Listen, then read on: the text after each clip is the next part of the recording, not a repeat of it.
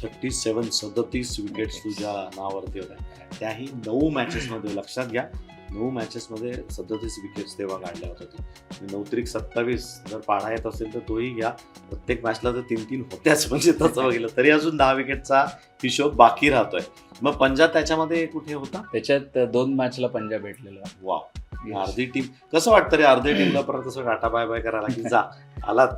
एक म्हणजे एक फिलिंग, छान फिलिंग असते की बॅट्समननी जसे 100 केल्यावर त्यांना तशी फिलिंग असते. त्याचं 5 विकेट घेतल्यावर कुठलाही बॉलर खुश होतं की अशा विकेट आणि अशी चांगल्या टीमसोबत 5 भेटल्यावर एक चांगले मोमेंट्स असतात. आणि परत आज जाताना हातात बॉल असतो, Ball तो वगैरे दाखवायचा दाखवायचा. वगैरे. आणि मग नंतर एंड ऑफ द इनिंग्स तो बॉल आपल्याला भेटतो, त्याच्यावर आपले मेमरी म्हणजे अनालिसिस वगैरे लिहून सगळं देतात. Exactly. तर ते भारी मोमेंट्स असतात.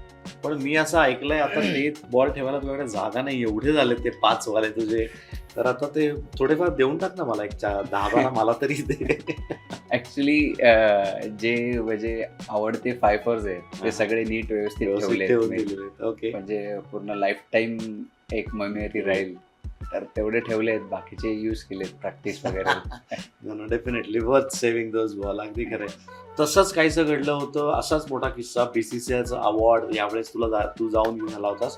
पण तसंच काय तर त्यावेळेस 37 होत्या, 19ला 23ला एकच विकेट कमी होती, 36 होत्या.